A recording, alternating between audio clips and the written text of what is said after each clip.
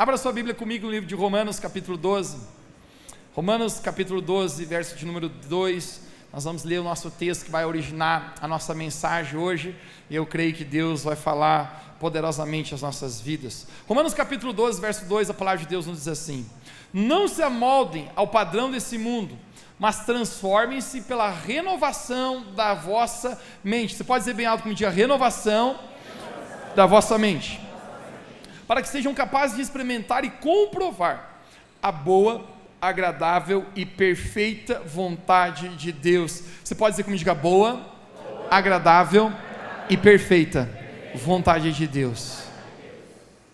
Quero ler mais uma vez essa parte. Não se conforme ao padrão desse mundo, para que possam experimentar a transformação da vossa mente, a renovação da vossa mente. O título da minha palavra nessa noite é uma mente renovada, a mente renovada. Você está pronto? Feche seus olhos, vamos orar. Deus, eu quero te agradecer por tudo que o Senhor tem feito em nossas vidas. Hoje já podemos sentir tanto do Teu Espírito Santo sendo derramado sobre nós. Pai, eu oro que agora a Sua palavra seja compartilhada, o Senhor possa derramar em nosso coração aquilo que o Senhor quer fazer. Obrigado, Jesus, porque Tu estás aqui. Eu oro que cada mente e coração se conecte com a Tua palavra agora, em nome de Jesus. Você pode dizer comigo amém? Amém. Amém. Uma mente renovada, a mente renovada. Romanos capítulo 12, verso 2, o apóstolo Paulo, ele nos dá uma chave e um presente. Quem que gosta de receber presentes, gente, né? O apóstolo Paulo, ele dá um presente para nós, e ele começa a falar, gente, a respeito da possibilidade de viver uma vida que seja boa, agradável e perfeita na vontade de Deus. Quando eu leio esse texto, gente, eu não sei contar você, mas eu me empolgo. Faz uma cara de empolgado onde você está aí. Eu me empolgo porque se existe uma possibilidade de viver uma vida que seja na vontade de Deus, e Ele está dizendo que a vontade de Deus que Ele tem para mim não é ruim, não é terrível e não é péssima, mas Ele está dizendo que é boa, agradável e perfeita. Você pode dizer mais ou menos como eu diga, boa, agradável e perfeita.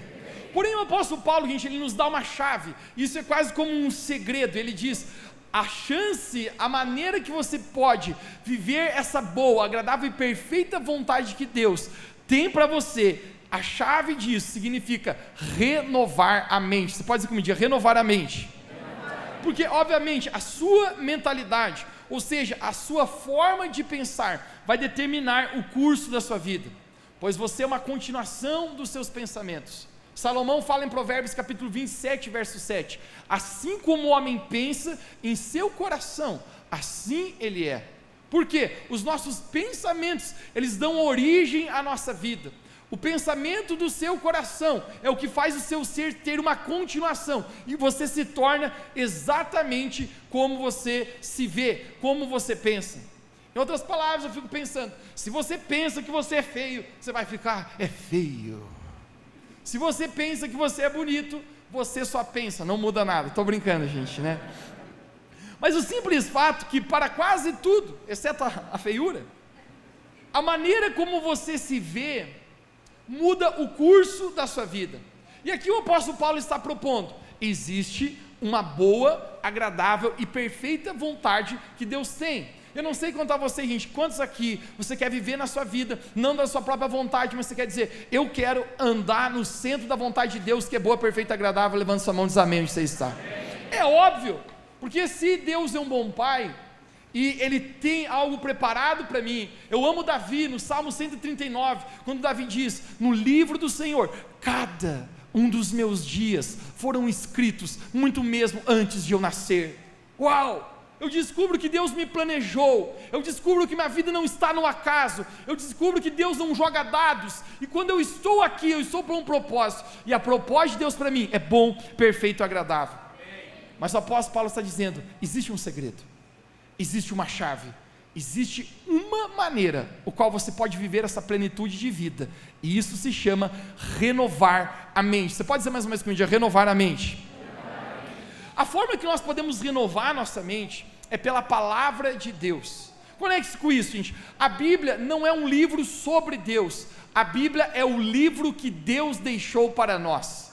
Quando nós lemos a Bíblia, não é apenas um livro que conta histórias a respeito de Deus, histórias de pessoas que creem, mas a Bíblia é o próprio livro, inspirado por Deus, deixado para nós, porque a Bíblia, a palavra de Deus, ela tem o poder de renovar a nossa mente. Quando eu leio a minha Bíblia, quando eu leio essas palavras, a Bíblia não é apenas um livro morto, não é apenas mais um livro que você pode ler entre bilhões, talvez, de livros que existam nesse mundo, mas a Bíblia, ela fala de Deus, pessoal conosco. Às vezes, eu leio a minha Bíblia, e às vezes a Bíblia me lê. Quando eu estou lendo a Bíblia, às vezes eu estou deixando ela me renovar, mas às vezes que eu estou lendo, às vezes eu vejo a Bíblia me lendo e ela mostrando coisas em mim, que eu preciso ser renovado a minha mente. Diga comigo nessa noite, diga: renovado a minha mente.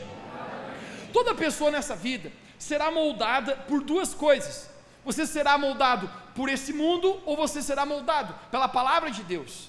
O apóstolo Paulo, ele está dizendo em Romanos capítulo 12, verso 2, para que vocês experimentem a boa, perfeita e agradável vontade de Deus, vocês não devem se conformar com esse mundo, ou seja, não fique parecido com esse mundo, não fique parecido com a cultura, o que todos dizem, não fique parecido com a grande leva, com todo mundo saindo para o mesmo lugar, mas seja diferente, seja parecido com a palavra de Deus. Eu gosto de dizer, eu sou o que a palavra de Deus diz que eu sou, eu tenho o que a palavra de Deus diz que eu tenho, e eu posso o que a palavra de Deus diz que eu posso. Quando eu leio a palavra de Deus, a mentalidade, a mente renovada começa a acontecer dentro de mim.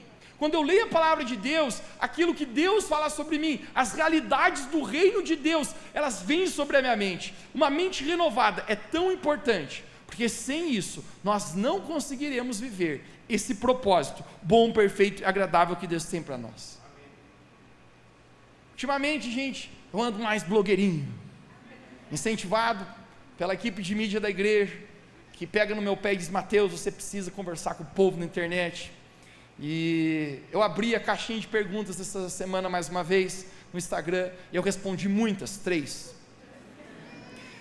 Já é um bom começo. Entre todas aquelas perguntas que chegam lá, se você mandou e não foi respondido, não fique triste, em algum momento será respondido. Jesus falou: quem bate na porta, em algum momento ele será aberto. Mas quando eu começo a ver, gente, as perguntas das pessoas, eu descubro que o maior problema, limitador de muitas pessoas, de elas estarem presas, de elas não avançarem, tem a ver com a mentalidade o qual elas pensam, tem a ver com os seus pensamentos. Tantas perguntas sobre área financeira, sobre relacionamentos, sobre vida emocional, sobre relacionamento com Deus, e eu descubro que a forma errada de pensar leva a uma fé errada, e uma fé errada não me leva ao alvo que Deus tem para mim. Agora, quando eu penso a respeito disso, gente, eu creio que todos nós aqui, nós queremos pensar da maneira que Deus pensa sobre nós. Quem quer dizer amém onde você está? Amém. Pensar da maneira que Deus pensa sobre mim, me leva a cumprir e andar nessa boa, agradável e perfeita vontade do Senhor, pois se Ele tem algo para mim, e eu gosto de Isaías declarando que os pensamentos de Deus ao meu respeito, diga para alguém perto de você, diga: Deus tem pensamentos ao seu respeito. Diga: não é apenas você que pensa sobre si mesmo. Ele diz: os pensamentos de Deus ao meu respeito são mais altos do que os meus pensamentos. Uau, isso me inspira, isso fala a respeito dessa boa, agradável e perfeita vontade que Deus tem para nós. Se nós queremos andar nisso, o apóstolo Paulo está dizendo: você pode ser transformado, você pode caminhar pela renovação da vossa mente. Você pode dizer mais uma vez comigo: renovação da minha mente. No Evangelho de João, eu amo o Evangelho de João, talvez dos 4 evangelhos é o que eu me identifico talvez mais, mas no Evangelho de João, certa vez, João ele declara para nós que se fossem escrever todos os milagres que Jesus ele fez quando ele estava em carne e osso aqui nessa terra, nem todos os livros existentes daquela época seria capaz de registrar. Imagine quantos milagres o Senhor Jesus fez, mas mais especificamente nos 4 evangelhos que a Bíblia nos deixa, Mateus, Marcos, Lucas e João, a Bíblia registra exatamente 35 milagres, 35 milagres que Jesus fez.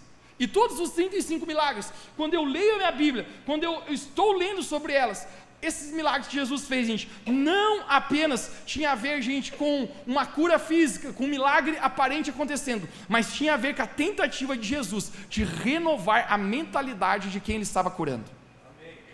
A propósito, alguns dizem, o grande milagre, muitas vezes, não é acontecer algo impossível aqui nesse mundo, mas talvez o grande milagre seja a mudança de um pensamento. A mudança da maneira de pensar. Todo milagre que Jesus fazia, muitas vezes antes de ele fazer o próprio milagre, Jesus precisava renovar a mente dessa pessoa. Você pode dizer comigo, diga, renovação da mente. A maioria de todos os milagres tinha a ver com uma troca de mentalidade que Jesus precisava fazer. Eu quero mostrar para você a respeito de um cego, ele bastante conhecido na Bíblia, Marcos capítulo 10, verso 46, eu gostaria que você abrisse comigo. Marcos capítulo 10, 46, a Bíblia fala a respeito de um cego chamado Bartimeu. Você pode dizer comigo Bartimeu, 1, 2, 3? Vamos juntos, Marcos capítulo 10, 46. E vieram para Jericó, e saindo Jesus de Jericó com seus discípulos, uma grande multidão também o seguia.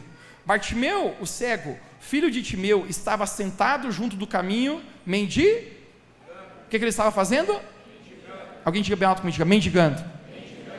E ouvindo que era Jesus de Nazaré, começou a clamar e dizer, Jesus, filho de Davi, tem misericórdia de mim.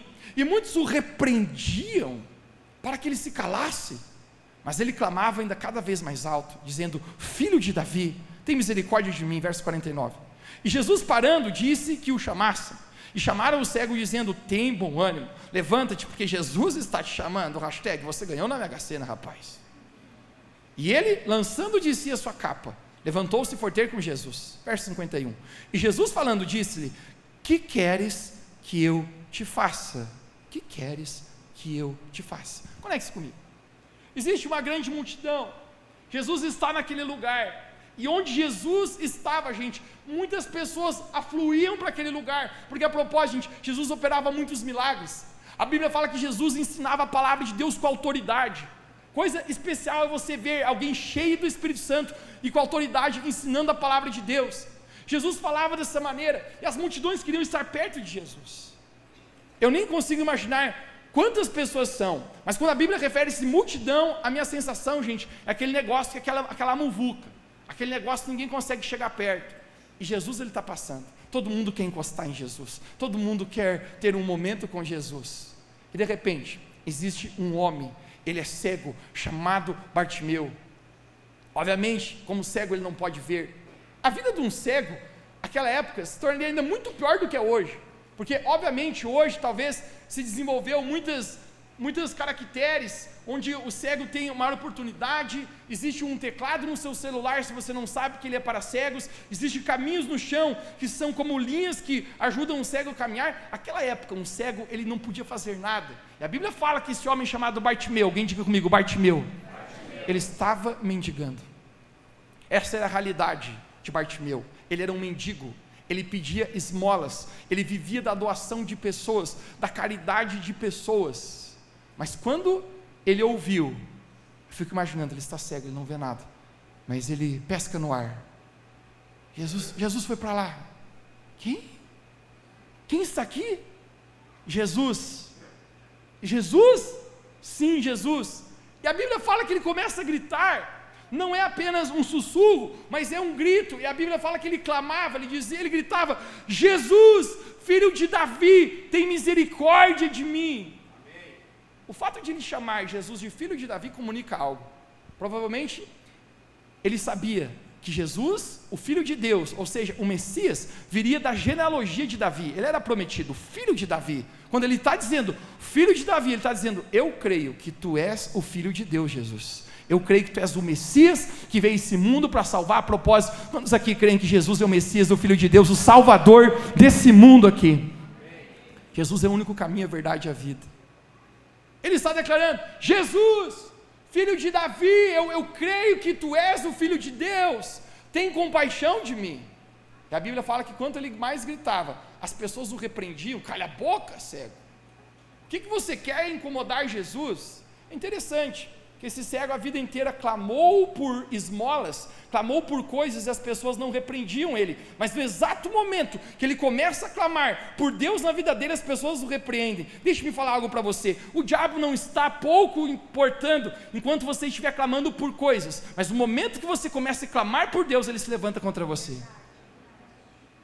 Enquanto você está pedindo por esmolas, por coisas desse mundo, o diabo não tem problema nenhum, mas no exato momento que você se levanta a sua voz para clamar ao Filho de Deus, o inimigo vai tentar resistir você. Fique quieto, Bartimeu! A Bíblia fala que quanto mais o repreendiam, mais ele gritava: Jesus, filho de Davi, tem misericórdia de mim. E é incrível, porque Jesus está caminhando naquela multidão, e a Bíblia diz que Jesus para e diz: quem está clamando a mim? Mateus, você acha que Jesus ouviu? A minha imaginação é mais ou menos assim: você já foi num estádio de futebol? Todos estão gritando, apenas mais um grito na multidão é apenas mais um, hashtag ninguém ouve ninguém. Mas por mais que talvez os ouvidos de Jesus não fossem capazes de tocar, eu creio num Deus que o tempo inteiro está a nos assistir. Amém. Eu creio num Deus que o tempo inteiro tem os seus olhos sobre a nossa vida. Jesus ele para e fala: tem alguém clamando por mim, existe alguém chamando o meu nome. Pedro, você, vai lá e chame aquele cara. Trouxeram o cego para Jesus. Quando ele está na frente de Jesus, não é engraçado que Jesus pergunta para ele? Na frente de Jesus, Jesus fala: o que queres que eu te faça? Olhe para alguém perto de você e diga: o que queres que eu te faça? Jesus, que pergunta mais esquisita. O que um cego quer fazer? Preposição número 1, o cego diz: Jesus, eu quero um iPhone Pro Max. Opção número 2, Jesus, estava afim de fazer uma viagem para Dubai, você não me permite ir. Opção número 3, Jesus, me paga uma janta na churrascaria. É óbvio, um cego ele quer ver, mas deixa eu falar algo para você. Jesus queria ouvir da boca daquele cego o que ele queria, porque muitas vezes na nossa vida, gente, nós reclamamos a Deus a vida que nós não temos, mas nem mesmo nós sabemos o que nós queremos para nós mesmos. Deus, por que minha vida está assim? Jesus está dizendo para ele: Bartimeu, eu preciso trocar a sua mentalidade, eu preciso que você saiba o que você quer e qual é o seu próximo passo. Diga para alguém perto de você, diga: você precisa saber seu próximo passo. O que você quer, Bartimeu? Às vezes, nem nós sabemos o que nós queremos. Vamos ver algumas palavras do apóstolo Tiago aqui. Em Tiago capítulo 4, verso 2, a parte B do verso, Tiago capítulo 4, verso 2, a parte B, o apóstolo Tiago nos diz assim: nada tendes porque não pedis. Você pode dizer comigo: nada tendes porque não pedir. Porque é óbvio, se você não sabe o que quer, você não tem o que pedir. Ele está dizendo: você não tem nada porque você não tem pedido para Deus, porque muitas vezes nem você sabe o que você quer, porque a mentalidade nossa, gente, quando nós não pensamos da maneira que Deus pensa sobre nós, muitas vezes nem nós sabemos o que queremos. Jesus está tentando tocar Bartimeu e dizer: Bartimeu, eu preciso ouvir na sua boca o que você quer. O que eu quero tocar na sua mentalidade, Bartimeu, é que você saiba qual é o seu propósito, o seu futuro. O apóstolo Tiago continua no verso 3, e ele faz um trocadilho interessante aqui, me deu o verso 3 de Tiago capítulo 4. O apóstolo Tiago nos diz: pedis e não recebereis, porque pedis mal. Diga para alguém perto de você, diga: se você pedir mal, você não vai receber. Mateus, por que não irá receber? Deixe-me falar uma coisa para você. As orações que Deus responde na sua vida são as orações que te aproximam do propósito de Deus para você. Deus não responderá suas orações que não estiverem no centro da vontade de Deus. Existe um dilema aqui: às vezes o que eu estou pedindo pode não ser aquilo que Deus quer para mim. O apóstolo Tiago está dizendo: você pede e às vezes você não recebe, porque você não está pedindo da maneira que você deveria pedir. Ele continua: porque na verdade você talvez queira esbanjar em próprios prazeres. Mas a pergunta é: você está vivendo na vontade de Deus para a sua vida? as suas orações têm sido a vontade de Deus para você? É tão possível que talvez não fisicamente, como Bartimeu, mas nós possamos caminhar cegos nessa vida, nessa jornada, sem entender qual é o nosso propósito e o que Deus quer sobre nós. A nossa mentalidade, aquilo que nós pensamos e nos é revelado por Deus no nosso coração, é o que nos faz caminhar em direção. Jesus pergunta para Bartimeu: o que queres que eu te faça? Bartimeu, você sabe o que quer? Você quer apenas mais uma esmola? Você quer apenas mais uma ajuda? O que você quer, Bartimeu? Bartimeu, ele responde: Jesus, eu quero ser curado. Amém. Eu quero tornar a ver. Obrigado pelo seu mente entusiasmado aqui hoje. Tem um amigo meu aqui só nessa reunião. O que Jesus está tentando mudar, conecte-se com isso, não é apenas devolver a visão para Bartimeu, mas Jesus está tentando dizer: Bartimeu, eu quero trocar a sua maneira de pensar, a sua mentalidade, porque se você não sabe o que você quer, Bartimeu, se tu não sabe o seu propósito, tampouco eu posso fazer algo por ti. Sabe, gente, muitas vezes eu encontro pessoas tão frustradas na vida, frustradas com si mesmo, frustradas colocando a culpa em pessoas, mas o simples fato é que Jesus está perguntando: o que queres que eu te faça?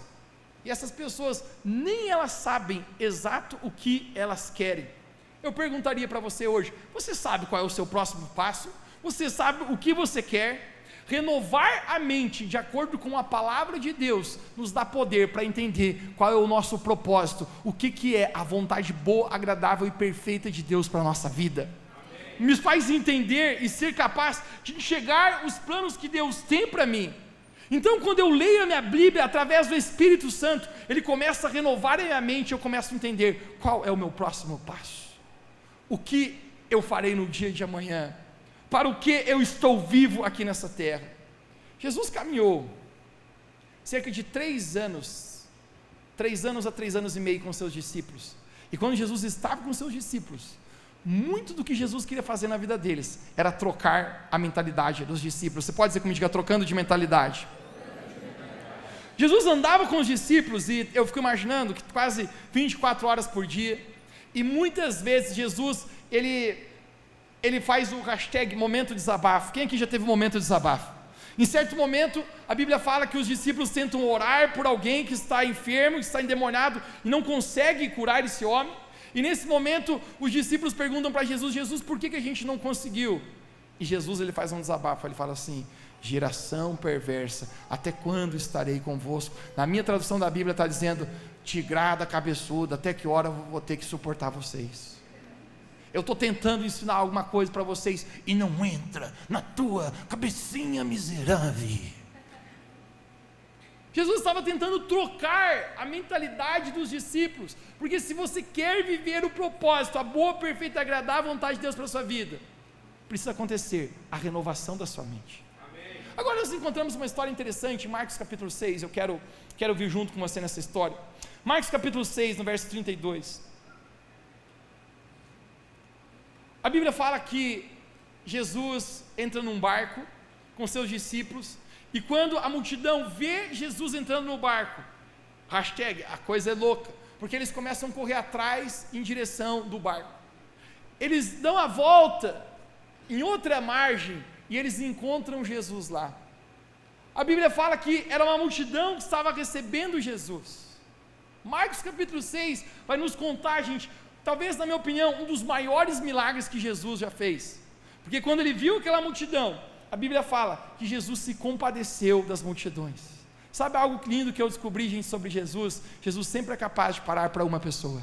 Amém. Jesus sempre é capaz de olhar para pessoas com compaixão. Jesus falou, ele se compadeceu porque via como aquelas pessoas, como ovelhas sem pastor, elas estavam como perdidas ali, carentes de algo. E a Bíblia fala que Jesus começou a ensiná-los. Por que Jesus começa a ensinar? Porque Jesus está tentando dizer: eu preciso ensinar uma nova mentalidade para vocês. Eu preciso trocar a maneira de vocês pensarem. Quando Jesus está atendendo a multidão, eu quero que você imagine a cena comigo. Eu fico imaginando que talvez Pedro, Tiago ou João os 3 mais íntimos de Jesus, bate no ombro de Jesus e fala: Jesus, o senhor está percebendo alguma coisa? Jesus falou: não, está anoitecendo, essa galera não tem o que comer, e é melhor a gente mandar eles embora, porque o lugar aqui é deserto, e se a gente não mandar eles embora, a gente está falando de um tempo, pessoal, que não tem luz, energia elétrica, não tem celular com lanterna, e muito menos uma lanterninha para pescar também. Eles estão na escuridão, #nubreu. Jesus diz: pede eles, porque eles não vão ter o que comer. Jesus falou: não, dê vocês comida para eles. Os discípulos olham e falam: o quê? A Bíblia narra, gente, que só de homens, existia 5.000 homens ali. Cadê os homens hoje aqui? Glória a Deus. Teve um dormindo e levantou um atrasados. E eu sempre falo, que se existem 5.000 homens, gente, os homens não sabem viver sem as mulheres. Aonde tem homem, tem mulher. Agora eu vou falar uma coisa para você. As mulheres também não sabem viver sem as crianças. Aonde tem mulher, tem criança. Tem criança. Então só de homem a gente tem 5.000. Gente, é gente pra caramba, não é? Tirando os homens, tem as mulheres. Eu acho que as mulheres se multiplicam mais. Sempre tem mais mulher que homem no recinto, é ou não é? Diz que a porcentagem de população no mundo é mais ou menos 60% de mulher e 40% de homem.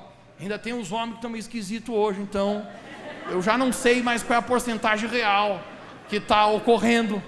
Nós temos que orar mais. Mas eu quero que você imagine comigo. Jesus fala para eles: alimente vocês. Os discípulos falam: o quê? Jesus, é muita gente. Como que a gente vai alimentar uma multidão desse tanto? E Jesus falou: alimentem. Jesus fala: vamos checar, o que vocês têm aí? Ok, vamos ver. Eles começam a procurar, gente. Gente, e eu vou falar uma coisa para você. Quando a notícia volta, o negócio é doido. Porque os discípulos falam: Jesus, a gente encontrou na multidão, tem um camarada aí, que ele tem 5 pães e 2 peixes. Você pode dizer comigo, 5 pães e 2 peixes. Gente, o que dá 2 peixes e 5 pães para uma multidão dessa? Não dá nem para largada. Eu fico imaginando, às vezes, dá uma olhada para esse aqui, tem cara que come 5 pães só, né? Esse aqui, bem certinho, 2 peixinhos vai. E Jesus fala: vamos alimentar isso. Os discípulos dão uma risada e pensam: esse Jesus é muito louco. Agora conecte-se comigo.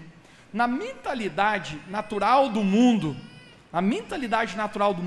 é impossível, sim ou não? Sim. Mas na mentalidade da fé, tudo é possível que crê. Jesus está dizendo: a gente vai alimentar. Jesus, ele pega aqueles 5 pães, aqueles 2 peixes, e é tão especial que Jesus, ele dá graças a Deus. Jesus, ele agradece a Deus por aquilo. E Jesus vai tentar fazer 2 coisas, 2 trocas de mentalidade com os seus discípulos. E a primeira delas é que o pouco que você tem na mão é sempre aquilo que Deus usa para fazer um milagre na tua vida. Amém. Ele diz: obrigado, Deus. E os discípulos ficam pensando assim: obrigado pelo que? Não vai dar nem pro cheiro. Eu fico imaginando que os discípulos estão pensando: rapaz, devia ter guardado, é para nós. Agora ninguém vai comer, nem eles e nem nós, e vai ficar todo mundo no chinelo. E é tão interessante que a Bíblia fala, eu quero ler para você apenas esse verso, no verso 37, Marcos capítulo 6, verso 37, me dê aqui no telão. Jesus respondeu: dei-lhe vocês algo para comer. No verso 41, em seguida, está aqui o verso 41? Marcos 6, 41, vamos lá. Em seguida, depois de ter dado graças a Deus, partiu os pães e os peixes, e em seguida, está aqui? Entregou aos seus discípulos para que servissem o povo. Gente, os pães e os peixes estão na mão de quem agora? Está na mão de quem agora? Por favor, chacoalha a pessoa que está só diga: acorda, criatura, pelo amor de Deus. Os peixes e os pães estão na mão de quem agora? Dos discípulos. Jesus entregou para eles, Jesus comissionou eles, Jesus falou: vão lá e alimentem vocês agora. Gente, é incrível, porque a palavra de Deus fala que todas aquelas pessoas comeram até fartar, e os discípulos trouxeram em suas mãos ainda 12 cestos cheios de pão e de peixe. Amém.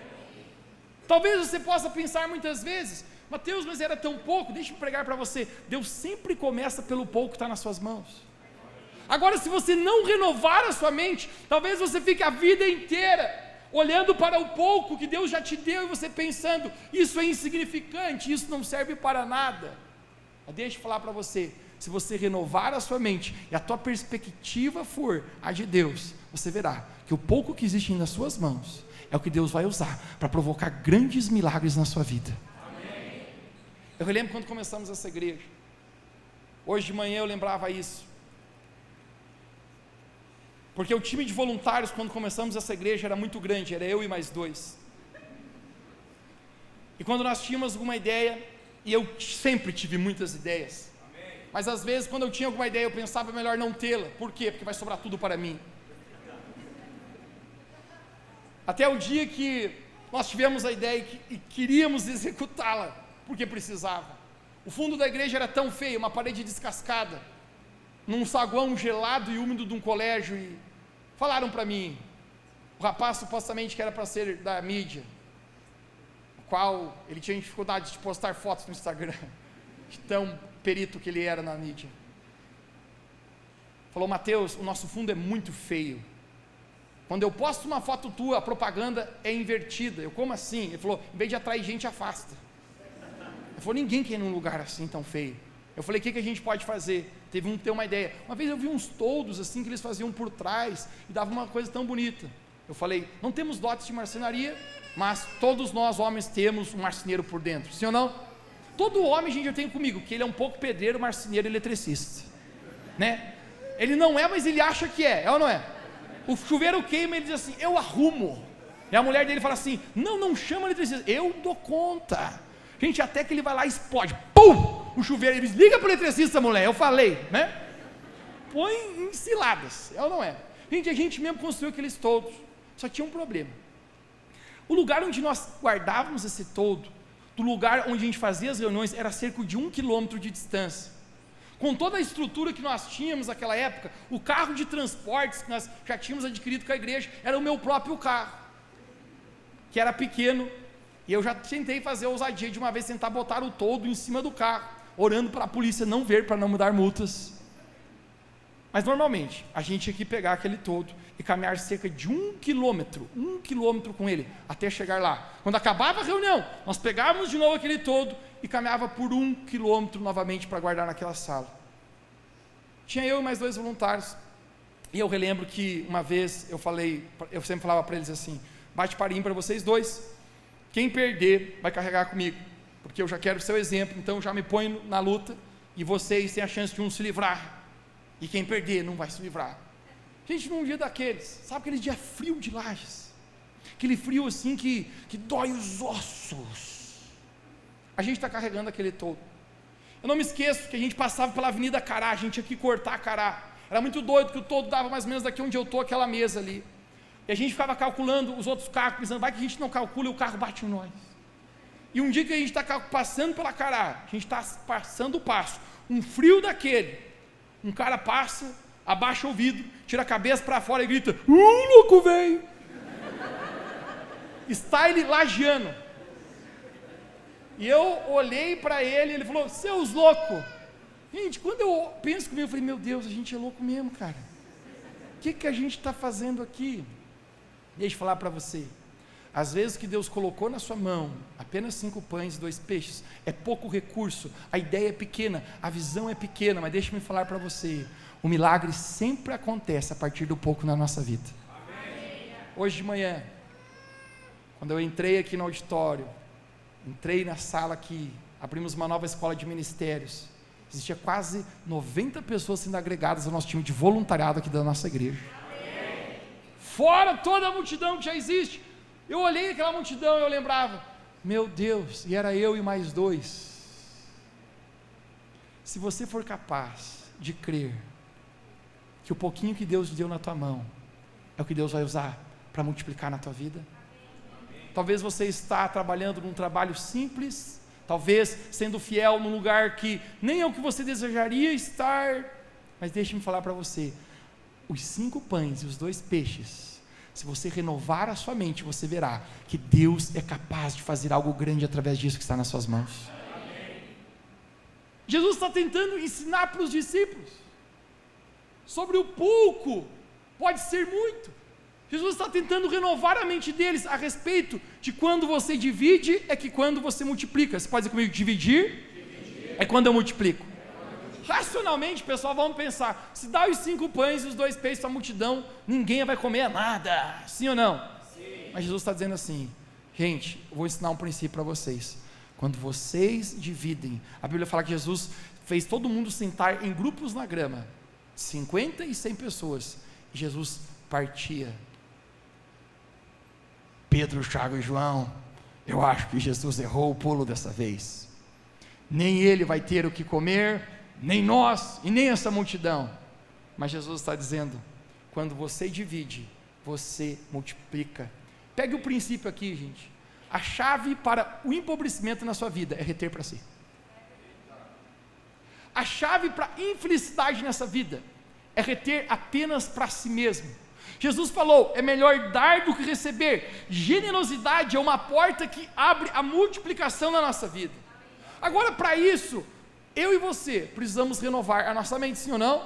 Porque matematicamente, se eu tenho 2, eu tiro 1 para compartilhar, eu diminuí, sim ou não? Sim. Mas a matemática do céu, Jesus falou, aquele que perde é o que ganha, o último é o primeiro, o menor é o maior. Amém. Quando eu começo a descobrir que quando eu divido, eu multiplico, Deus começa a abençoar a minha vida. No Revo Church em Família desse mês, eu compartilhei uma palavra muito poderosa aqui com a igreja, sobre derramar na vida de outras pessoas. O profeta Elias, 3 anos já não chove mais sobre a nação, é muito escasso, não tem alimentos e nem bebida, ele se aproxima de uma viúva muito pobre, alguém diga comigo, viúva muito pobre, e é interessante o pedido que Elias faz para aquela mulher.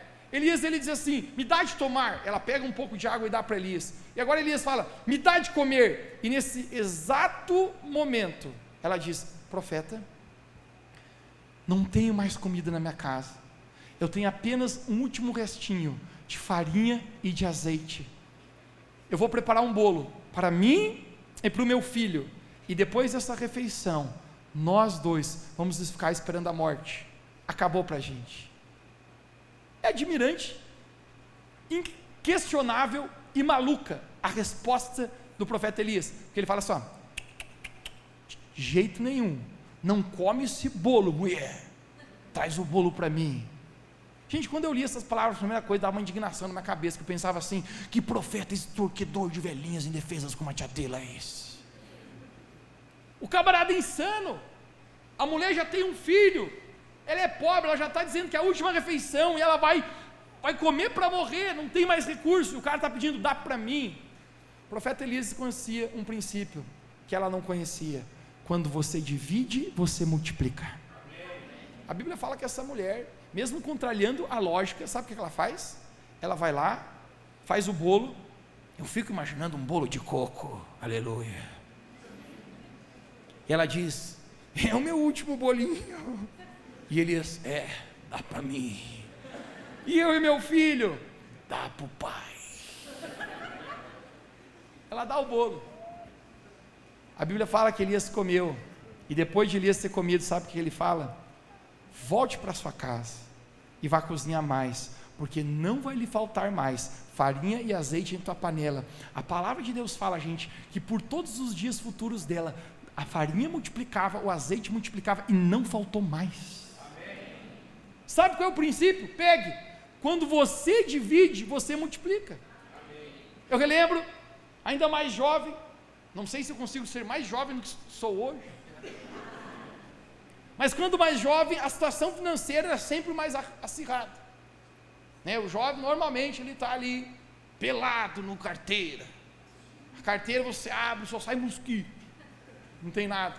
Gente, eu estava juntando dinheiro, já fazia 2 anos, eu estava juntando dinheiro para um projeto, o qual a gente tinha um projeto musical, eu sabia do valor desse projeto, eu estou juntando, eu estou pensando, cara, não vai ser fácil pagar esse negócio. E o montante eu tinha conseguido juntar, gente, nunca me esqueço, que era a média de 5 mil e poucos reais.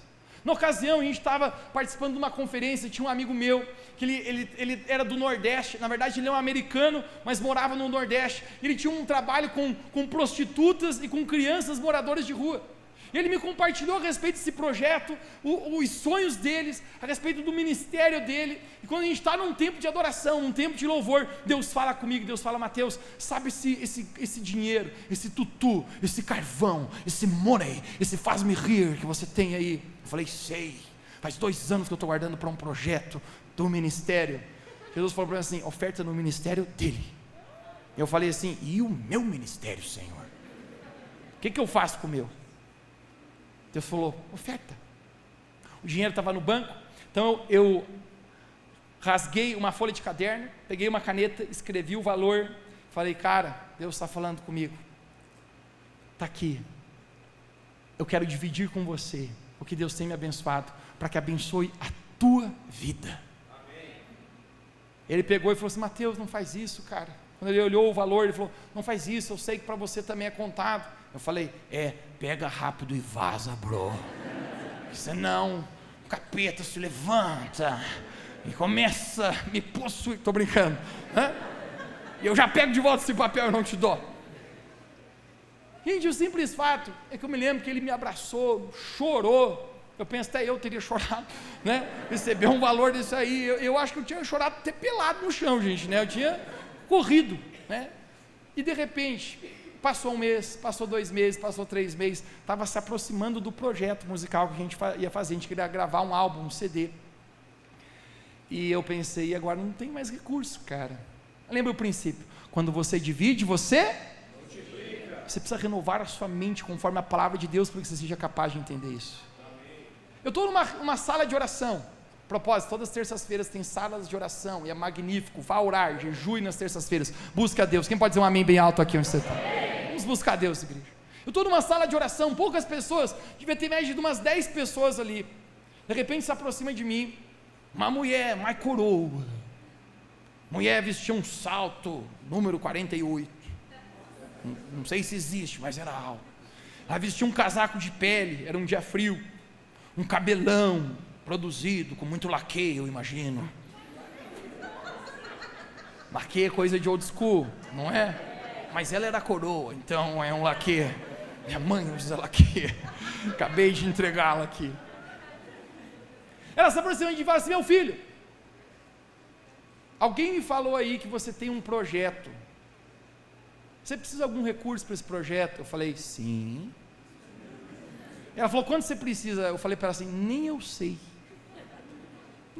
sabia exato, gente, mas era muito mais do que aquele valor que eu tinha reservado. Ela falou, você não sabe? Eu falei, eu não sei, mas vai longe. Falei para ela, vai longe, está morando, Deus vai prover.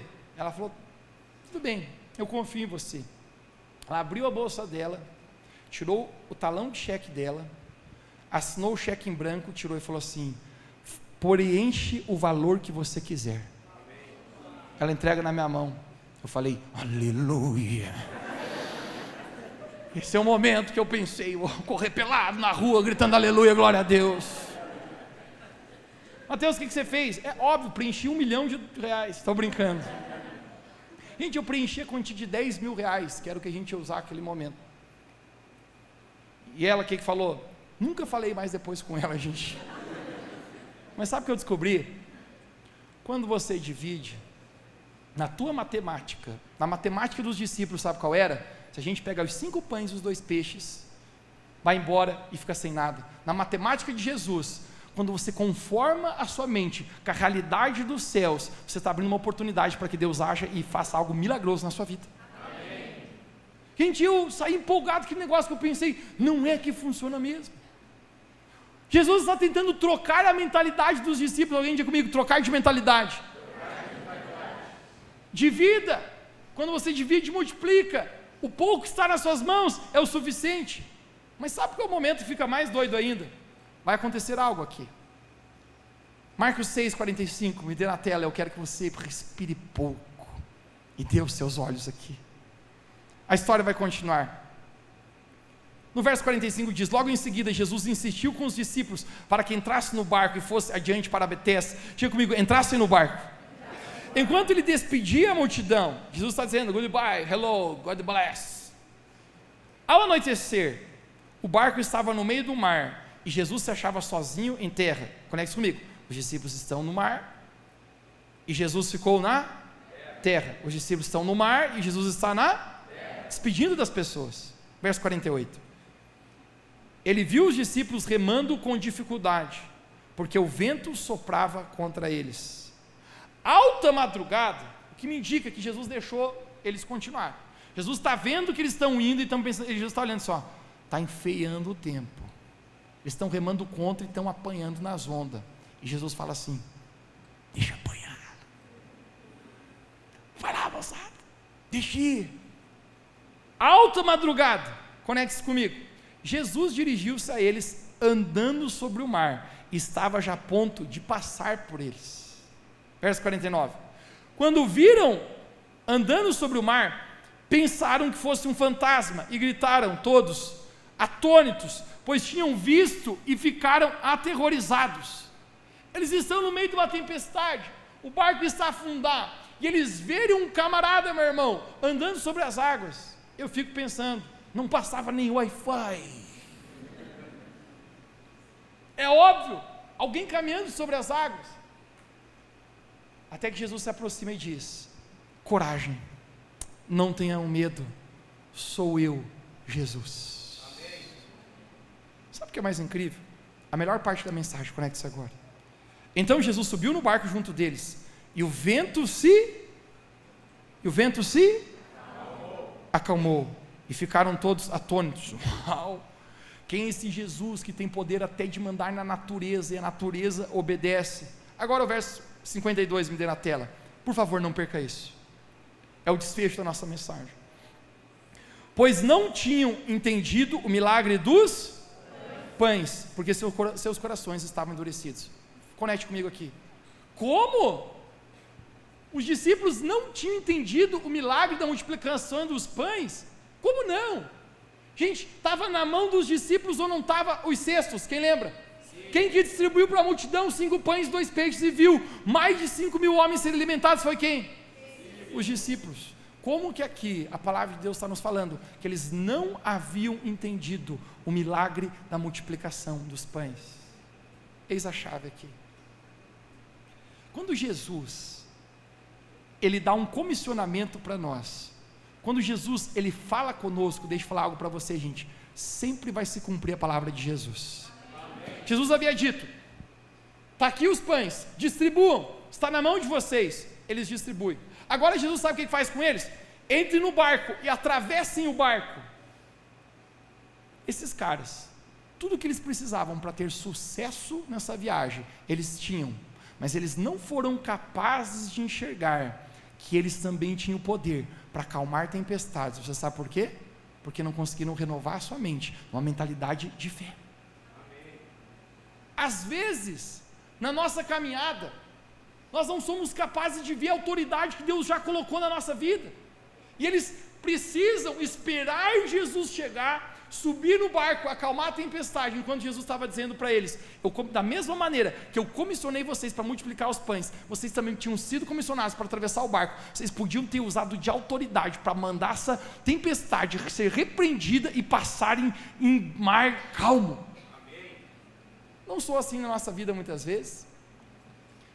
Nós não entendemos, por causa da falta de renovação de mente, que nós temos autoridade no nome de Jesus para acalmar tempestades. A renovação da nossa mente precisa. Eu amo quando alguém pede para mim: Mateus, pode orar por alguém que da minha família que está no hospital? Eu sempre dou do meu tempo. Mas deixa eu falar algo para você, gente. Você sabia que você também tem autoridade para curar enfermos? Mateus, pode conversar com o meu irmão, eu quero levar ele para a igreja e evangeliza ele. Eu posso. Mas deixa eu falar para você, você sabia que você também foi comissionado por Jesus para você evangelizar e ganhar pessoas com a mesma autoridade? Amém. Meu ponto aqui é que muitas vezes nós estamos esperando que Deus faça algo que na verdade Deus já nos deu autoridade para fazer. Se eu não renovo a minha mente, Eu não sou capaz de entender aquilo que Deus está tentando fazer. Bartimeu, o que queres que eu te faça? Ele está tentando mudar a mentalidade dos discípulos. Alguém diga comigo, mudar de mentalidade. E aqui eu entro na reta final da nossa mensagem. O maior limitador de uma pessoa sempre está na sua maneira de pensar. Em Marcos capítulo 8, 22, e é o desfecho final aqui, existe um outro cego aqui. Conecta com a história. Eles foram para Betsaida. Diga comigo, Betsaida. E algumas pessoas trouxeram um cego, suplicando que Jesus o tocasse. E ele tocou o cego pela mão, levando-o para fora do povoado. Alguém de Beato me diga, para fora do povoado. Depois de cuspir nos olhos do homem e impor-lhe as mãos, Jesus perguntou: você está vendo alguma coisa? Ele levantou os olhos e disse: vejo pessoas, elas parecem como árvores andando. Verso 25. Mais uma vez Jesus tocou a mão sobre os seus olhos do homem. Então os olhos do homem foram abertos, e a sua vista foi completamente restaurada, e ele via tudo claramente. Jesus mandou-o para casa, dizendo: não entre no povoado. Diga comigo, Jesus mandou para casa. Pode dizer comigo, Jesus mandou para casa, mas falou: não entre no povoado. Por favor, deixa eu ensinar isso aqui. Vem aqui, Fernando, rapidinho. Pode subir. Tem um homem que é cego. Então quero que você imagine a história. Jesus, ele vê esse homem que é cego. Ele está na sua casa, pode ficar aí. Ele está na sua casa, e Jesus tira ele da aldeia, da sua casa, e leva ele para outro lugar. Ele é cego, e Jesus olha para ele, cego. Vire para a câmera ali, cego. Sabe o que Jesus faz?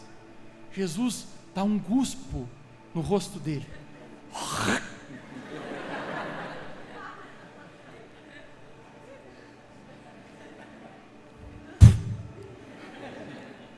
Jesus não tinha outro jeito de curar o cara, pô. O do Bartimeu, você só perguntou o que queres que te faça, e ele falou que eu torne a ver, e voltou a ver. Por que isso aí? O senhor tem que dar um catarro na cara. Muitas pessoas acreditavam. Conecte-se com isso, isso é precioso. Cegos de nascença. Quando eram cegos de nascença, o povo judeu acreditava que todo cego de nascença, a razão de ele ter nascido cego é porque ele era amaldiçoado por Deus, porque os seus pais tinham feito práticas, abominações, bruxarias, o qual agora é uma maldição de Deus para dizer: seus filhos nascerão cegos. Tem um texto no livro de Levítico que fala sobre isso, eu não tenho tempo para falar para você. Sempre que um daqueles judeus olhassem aquele cego de nascença como uma forma de menosprezar, de um asco, de dizer seus pais cometeram abominação contra Deus, eles passavam e cuspiam naquele cego. Sabe o que Jesus faz agora? Jesus pega e cospe nos olhos dele. Sabe por quê, gente? Porque eu descubro que normalmente no ponto da dor também sempre reside o ponto da cura. Jesus está dizendo: eu preciso trocar a tua mentalidade ferida por uma mentalidade sã, cara. No teu coração você carrega machucadura, você carrega tantas feridas aí, pessoas te cuspiram, mas eu estou mostrando o ponto da dor, não para te humilhar, não para te pesar, mas agora eu estou tocando os seus olhos, passe a ver. E o cego começa a ver. Jesus, ele fala: você está enxergando alguma coisa? O cego diz: eu vejo pessoas como árvores andando. O que isso significa? Que a visão dele está bem embaralhada. Não fica imaginando que ele está vendo um cara com black power, assim, pensa, é uma árvore. Não, a visão é embaralhada. Ele diz: vejo pessoas como árvores. E Jesus mais uma vez toca nos olhos dele. A pergunta é: por que Jesus numa só vez não cura o cego? E aqui eu acredito que existe uma outra chave para a nossa vida, que muitas vezes a cura de Deus na nossa vida, ela vem num processo, não foi apenas num toque, foi em dois. Às vezes, cara, não é só um momento, você precisa perseverar em estar com Jesus para ele te complete o processo de cura na tua vida. Mas a segunda vez que ele toca Jesus, a Bíblia fala: eu estou vendo completamente. Agora conecte o que Jesus fala. Agora vá para casa, mas não entre no povoado, não entre na aldeia. Gente, faz sentido. A casa do cara é onde? No povoado. E Jesus está dizendo: vá para casa, mas não entre na... Jesus, tu é louco, vá para casa, mas não entre na aldeia. Sabe o que Jesus está falando? Você volta para tua casa, cara, mas renova a tua mente. Não entra novamente na ideia, no sistema, na mentalidade que existe no teu povoado. Sabe o que significa para você? Jovem, vá para a tua faculdade, bro, mas não entre no sistema impuro e imoral, onde todo mundo é de todo mundo. Se guarde para Jesus. Não entre no sistema do povoado. Sabe o que isso fala para você, adolescente? Não entre no que o YouTube diz para você, que você nasceu com uma mulher num corpo de homem, um homem no corpo de uma mulher. Não, cara, Deus criou você perfeito e Ele não comete erros. Você é perfeito. Não vá no sistema do mundo, na ideia do mundo. Isso significa para você, homem, não deixe de ser gente boa com as pessoas do seu trabalho, mas não compartilhe da pornografia que eles colocam no grupo de WhatsApp. Vá para a sua casa, mas não entre na aldeia. Jesus está dizendo: troque a tua maneira de pensar, porque agora você está curado, e uma cura requer um novo posicionamento, um novo pensamento. Quem está entendendo aqui diz amém onde você está. Obrigado, Fernando.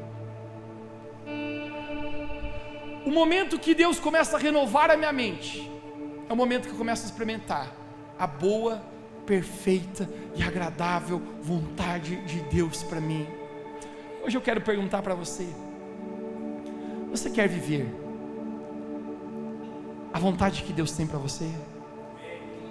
Se é tão boa, tão perfeita e tão agradável, você quer viver isso? O segredo é: renove a sua mente com a palavra de Deus, porque não importa o que todos estão falando, a palavra de Deus continua sendo a verdade. A palavra de Deus continua sendo aquilo que me mantém numa atmosfera de fé. E mesmo quando as coisas são contrárias aqui, a tempestade acontece, a cegueira está acontecendo, eu sei que é bem-aventurado o homem que não anda no conselho dos ímpios, nem se detém no caminho dos pecadores. Salmo 1. Mas antes, o seu prazer está na lei do Senhor, nela medita de dia e de noite. Tudo quanto fizer, tudo quanto botar a mão, será abençoado. Será comparado a alguém como uma árvore plantada junto à corrente das águas, que no devido tempo dá o seu fruto, e jamais secará. Quantos aqui querem jamais secar, mas caminhar no Senhor, nessa vontade boa, perfeita e agradável? Diga amém onde você está. Diga: eu quero isso para a minha vida, em nome de Jesus. Renove a sua mente. Os seus melhores dias estão na sua decisão de renovar a sua mente com a palavra de Deus. Fique de pé onde você está.